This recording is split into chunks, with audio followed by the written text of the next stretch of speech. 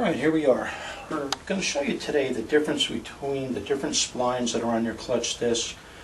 Most cars will either have a 10 spline input shaft coming out of the transmission. This is your 10 spline, and this is your 26 spline, which is either a coarse spline or a fine spline when you go to order your clutch. So you'll want to, when you go to order your clutch, they're going to ask you that question, whether you have the 10 spline or the 26 spline. So you want to make sure you got the right one, because obviously when you go to install your clutch, this tool that we're using is what is on the front of your transmission. That's got to slide in there properly. If you try to put the 26 spline one in here, you're never going to get in, you're never going to line your clutch properly. I have laid out here two flywheels, and these are basically GM flywheels, but it's a similar situation when you get into a Ford product, and we're just going to show you the proper orientation of everything here. This is the 14-inch GM flywheel.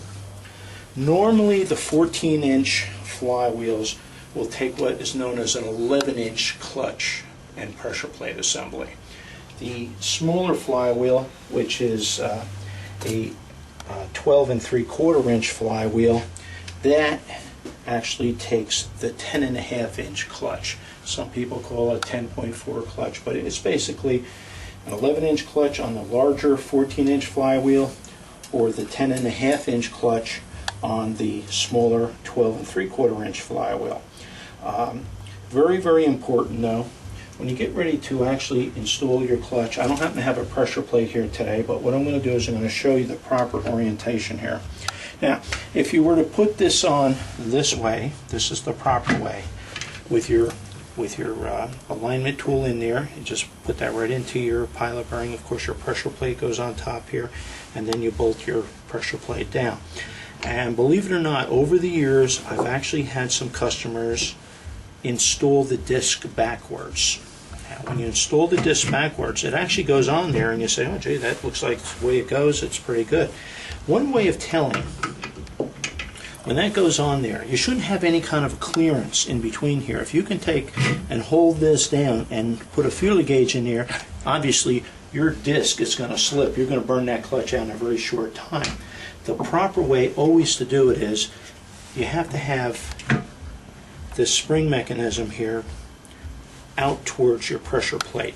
And when that's on there and that's down tight, you will not be able to put a feeler gauge in there. That's going to be too tight, because that's what's holding your pressure plate will hold that onto the engine, onto the flywheel, and that's what's going to engage everything properly. Also, if you have that on backwards, you will not be able to engage your transmission gear. As you go to put it in gear, it's going to go, you're not going to be able to engage. So that's very, very important. When you put that on there, you have that out towards the top. So we've gone over the splines, the different splines.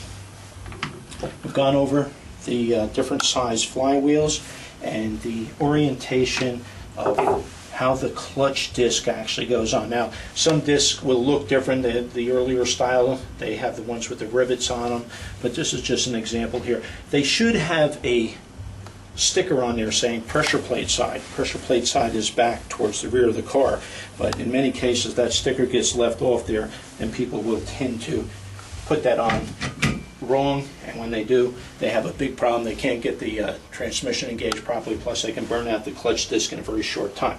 So basically, that pretty much concludes the clutch installation to the flywheels.